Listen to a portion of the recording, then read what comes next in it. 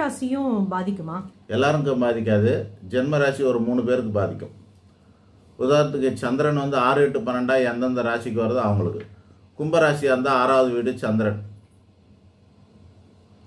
மறைவுஸ்தானாதிபதினு சொல்லக்கூடியது.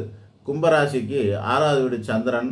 அந்த சந்திரன் லக்னத்துக்கு வந்ததுன்னா இவங்களுக்கு தலைவலி போன்ற உபாதைகள், மனக்குழப்பங்கள், சண்டை சச்சரவுகள், நோய் நொடிகளை, கடன் வழக்கு, வியாதி, சண்டை சச்சரவு, நோய் நொடி போன்ற உபாதைகள் அன்றைக்கி நடக்கும். இது ஜென்ம ராசியிலே நடக்கும். யாருக்கு?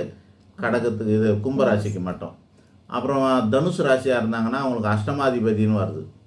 அஷ்டமத்துக்கு அதிபதியாக இருக்கக்கூடிய சந்திரன் தன்னோட ராசியிலே இருக்காருன்னா, அது 8வது ராசிக்காரன் தன்னுக்கிட்ட இருந்தாருன்னா அது கண்டத்துக்கு ஒப்பான தடைகளோ பிரச்சனைகளோ ஏற்படுத்தக்கூடிய அமைப்புகள் உண்டு. அதாவது இந்த தெருவில் 8 வீடு இருக்குதுன்னு வச்சுங்களேன். 8வது வீட்டுக்காரன் மோசமானவன்னு வச்சுக்கோங்க. 6வது வீட்டுக்காரன், 8வது வீட்டுக்காரன், 12வது வீட்டுக்காரன் 3 பேரும் மோசமானவங்க. அப்படின்னா நாம் அவன் வீட்டுக்கு போனாலும் பிரச்சனை தான், அவன் நம்ம வீட்டுக்கு வந்தாலும் பிரச்சனை தான். இவ்வளோ தான் காரணம். இதில் டெய்லி மாறுறது எது? சந்திரன் தான் டெய்லி மாறுறாரு. டெய்லி ஒரு நட்சத்திரத்துக்குமா அவர் ஒரு மாதத்தில் 27 நாள் 27 நட்சத்திரத்தை சுற்றிட்டு வருவார். அதுதான் பிரச்சனையாக இருக்குது. கரெக்டாக? அதனால் இந்த ராசியை சந்திரன் நிற்கிறதுன்னு அர்த்தம். அது நம்ம வீட்டுக்கு வந்தாலும் சரி, நம்ம போய் அவன் வீட்டுக்கு நின்னாலும் சரி, எதாக இருந்தாலும் அந்த பாதிப்பு வர்றதுக்கு காரணம் இது தான். ஸோ கும்பத்துக்கு 6வது வீட்டுக்கார ஜென்ம ராசியாக நடந்ததுன்னா அப்போ அவங்களுக்கு பாதிக்கும். தனுசுக்கு ஜென்ம ராசியாக நடக்கும்போது, தனுசு ராசி நடக்கும்போதெல்லாம் தனுசு ராசிக்கு பாதிப்பு ஏற்படும்.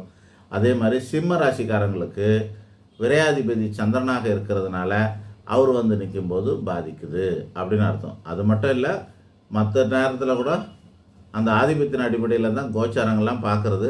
9 கிரகங்களும் அந்த ஆதிபத்தின் அடிப்படையில் தான் பலாபலங்களை தரும். எல்லாருக்கும் ஒரே மாதிரி தராது.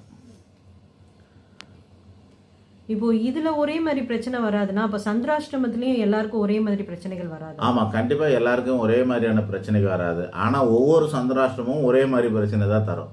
இப்போ உதாரணத்துக்கு மேசராசின்னு வச்சுங்களேன். மேசராசிக்கு 4வது வீட்டுக்கு அதிபதி சந்திரன்.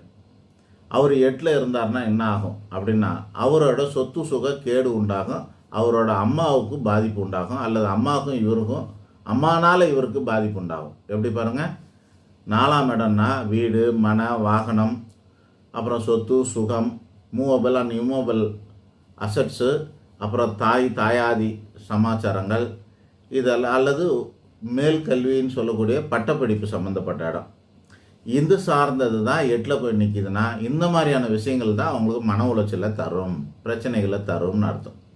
இது மேச ராசிக்குன்னு அர்த்தம். ரிஷப ராசிக்குன்னா என்ன ஆகும்?